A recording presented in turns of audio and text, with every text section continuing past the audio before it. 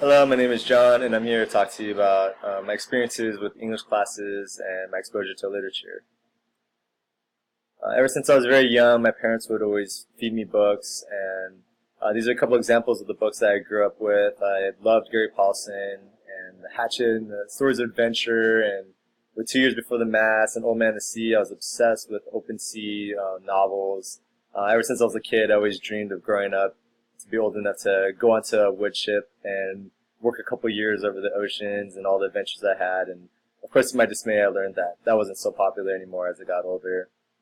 And the Earthsea Quartet was like a very popular fantasy book. It was actually a series that was introduced to me by an English teacher, and I was always a quiet kid in classes. I would sit, I would listen, but I never really participated in the classes. And this was one way that the teacher was able to make a connection with me and get me more involved. She actually went out and bought the series for me because she really loved it, and she wanted me to enjoy the books that she loved, and so it was actually really cool. I got to read these stories in her classes. My experiences with English classes weren't the best as a kid. Like I said, I loved to read, but anything else that had to do with English, like writing and assignments, I just did not like it. And I wouldn't say I was a good student at all, but when it came to reading books, loved it.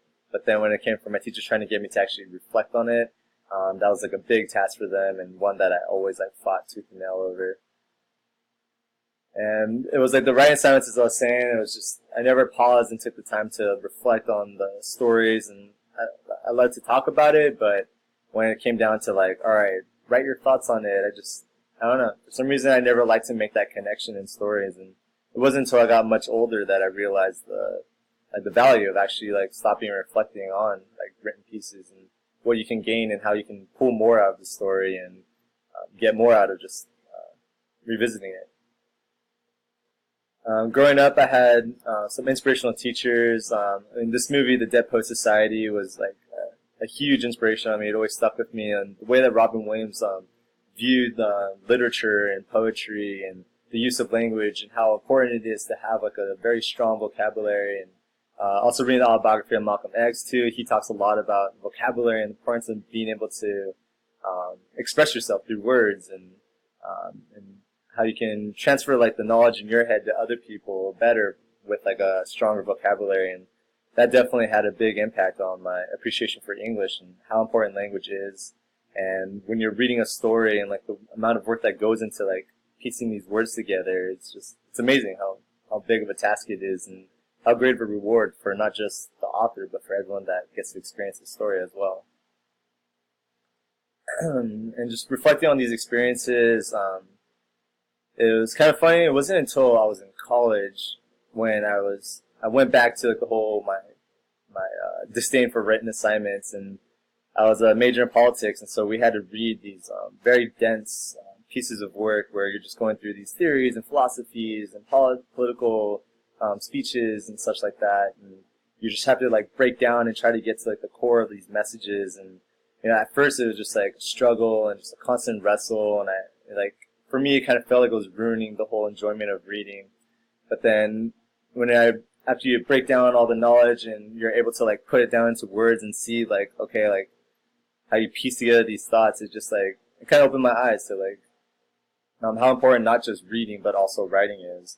And then also the whole educational process of trying to like get a body of students to come to like these conclusions was like major for me. And especially the amount of patience that my teachers had with me as I would just mull over like having no idea what these people are talking about and just asking them like millions of questions. And of course, they can't just give me the answer, but just the guidance that they gave me to getting to those conclusions was like very helpful and very influential for my life.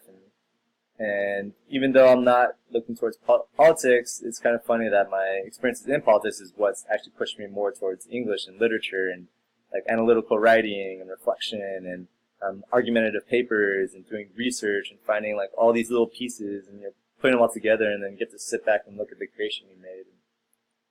So that's definitely like a huge part of like why I want to be a teacher. Going back to my love for reading and sharing stories with other people and the inspirational teachers I had and the way that they connected to me just by giving me like a little book and a little piece of a world that I can dive into.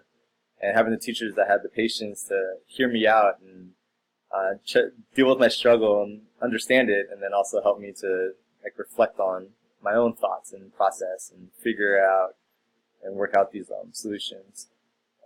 Yeah, I mean, that's how basically what's got me here today, and I look forward to continuing forward and using my experiences and my perspective and working together with everyone else in this class and seeing where they come from, diverse backgrounds and everything, and just learning how to educate, take what's in my head and put it out there for the world for others to hopefully be influenced by, or maybe like English, maybe not, but just, I guess just learn to grow an appreciation for language and literature. Thank you. Thanks for listening.